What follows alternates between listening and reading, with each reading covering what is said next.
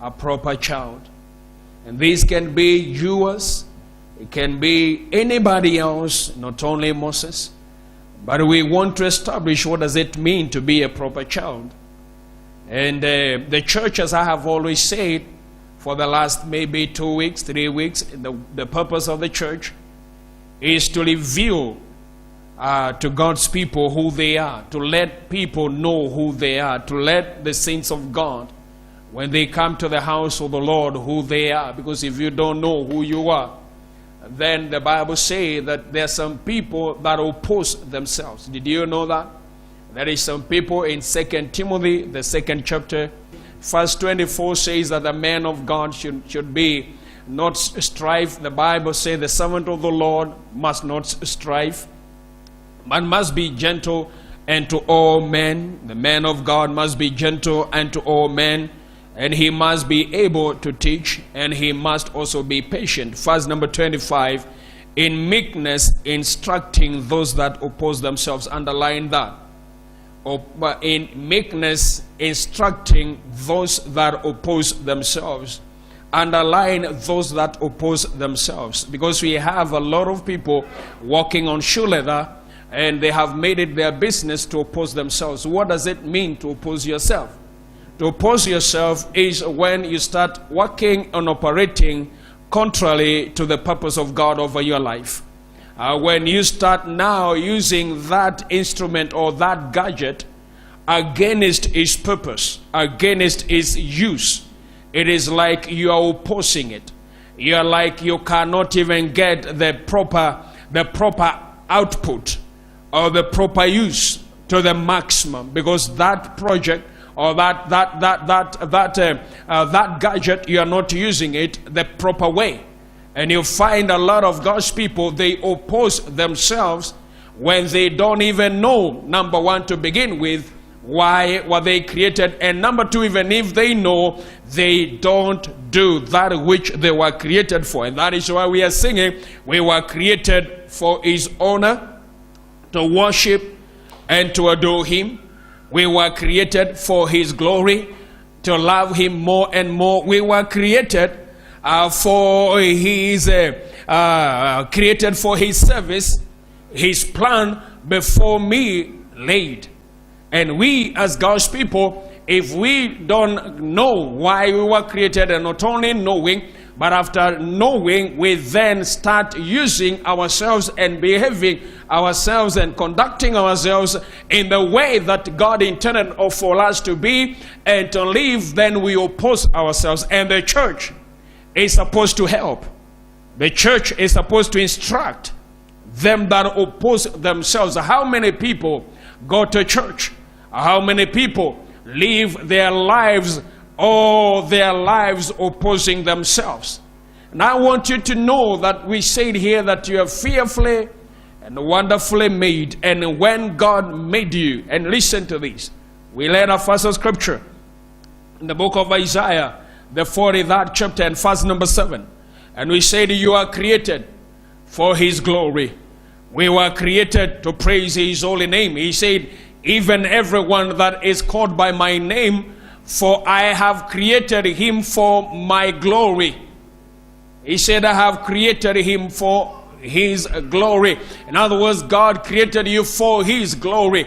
He said, yea, I have made him. Every individual, every child of God that works on or walking on shoe leather was created for God's glory. But how many are they living their lives glorifying God? And if you are not living your life doing that which you are meant to do, then what you're doing, you're opposing them yourself. You're not doing that which you were created for to do.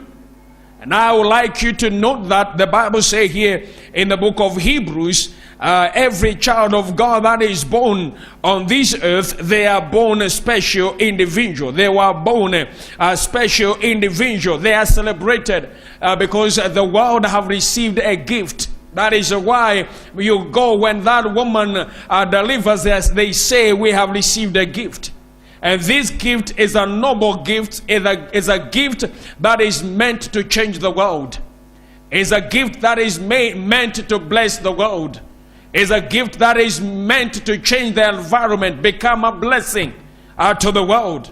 And here we see a boy named Moses being born. And Moses being born, his parents realized who Moses was. And when your mother, your father saw you, they realized and they knew and they saw the potential. Tell your neighbor, you are created with potential. You are born with potential.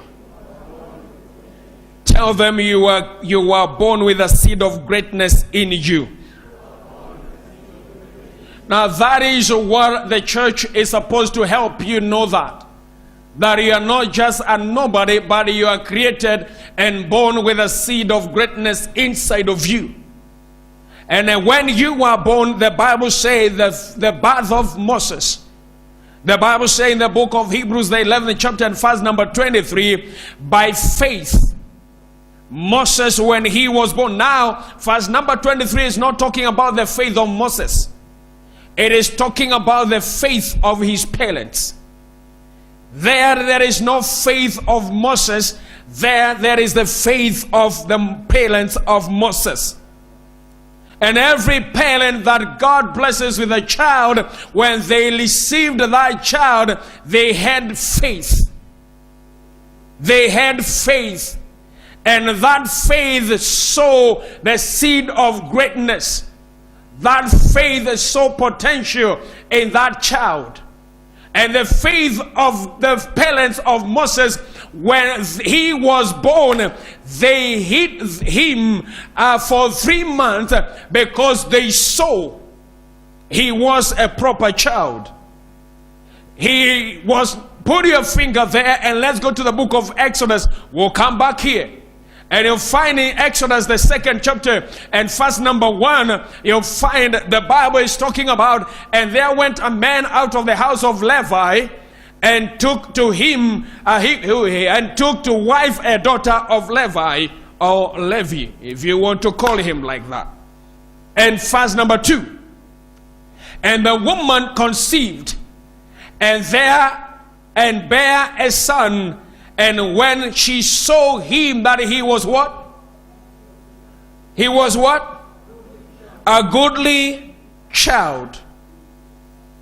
This child, when the mother saw, when the father saw this boy, they saw, listen to this, they saw what God saw when he created Adam and Eve. They saw what God saw when he made Adam and Eve. The Bible says, put your finger again there. Let's go to the book of Genesis, the 1st chapter and verse number 31. The Bible is talking about God. And the Bible says, and God saw. Now I'd like you to see what God saw when he created Adam and Eve. And this is exactly what the parents of Moses saw. When they saw their son, they saw he was a goodly child. The Bible says, and God saw everything that he had made, and beheld, and behold. What does the Bible say? It was what? It was very good. Tell your neighbor, when God sees you, he sees you are very good. Say this again. When your parents gave birth to you, they saw you are a goodly child. It is the same meaning. That word, it is interpreted from the same word, which is a Greek word, a Hebrew word that means fit and suitable. Fit and suitable.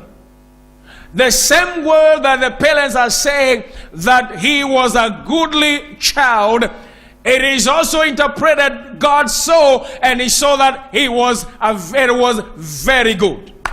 Which means it was fit and suitable.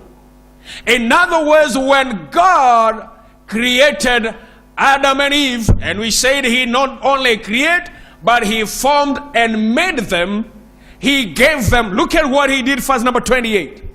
Verse number 28, the Bible says, and God blessed them. And God said unto them, be fruitful and multiply and replenish the earth and subdue it, and have dominion over the fish of the sea and over the fowl of the air and over every living thing that moveth upon the earth. Now that is the final instruction that God gave Adam and Eve. That is a word he gave them, that they have dominion, they subdue. Now after he did all that, then verse number 31 is saying, and God saw everything that he made, and put man over it, put man to be charged over it. He saw and he beheld what he had seen, and he said, behold, everything was very, very good. As a child of God, when you were born, I'm showing you from the creation, the first parents that God created, when he gave them charge and authority, he said it was very good. Remember, Adam and Eve had not taken charge yet. It was just the 6th day. They had not taken charge, but God is saying, this is very good. What does that mean? In them there was a seed of greatness. In them God deposited a seed of authority. In them God deposited the power to rule over. They had not started ruling over. They had not started having dominion. But God is saying it is very good. In other words, God was seeing that these people, they have the potential to subdue. They have the potential to rule over. And when the parents of Moses gave birth to Moses, they saw the same thing. They said, behold, this child is a goodly seed. They saw the potential. Praise the name of the Lord. And when Stephen is talking about the same thing, in the book of Acts, the 7th chapter and verse number 20, Stephen is giving the report of the chronological event of what befell the children of Israel. He said, in which time Moses was born and was exceeding fair. Look at that. Exceeding fair. He was a goodly child. Peter in the book of Hebrews, he is saying he was a proper child. And I want to submit to you this morning that you were born a proper child. You were born to have dominion. You were born to have authority and charge over that which God gives in your hands. The parents of Moses, going back to the book of Hebrews, the parents of Moses, they saw through their faith, they perceived that he was destined to a greater purpose. He was destined for a greater purpose through their faith. Remember, verse number 23 is saying, by faith, not the faith of Moses, but it is the faith of his parents. By faith Moses was born. So it was not taking the faith of Moses for him to be born. It took the faith of his parents for Moses to be born. Praise the name of the Lord.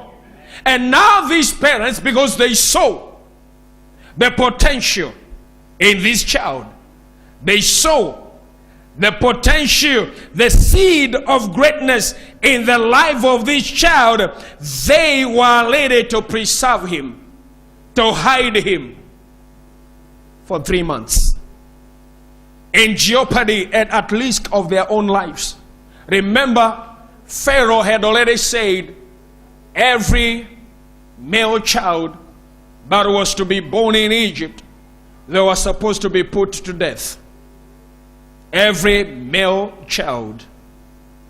But the parents of Moses, because they perceived that this is a proper child, it is not just like any other child, they were ready to put their lives at risk. Because if it came to the attention of Pharaoh that they had hidden their child, they were going to put to death. But because of the value they had put on their child, they were ready to preserve the child. Because this child was a proper child. Now I want to tell you, you were born a proper child. That is why your parents went to the greater pains of preserving you. Going hungry, having sleepless nights, to make sure that you are nourished, to make sure that you are protected. The reason why God has preserved you, He has some work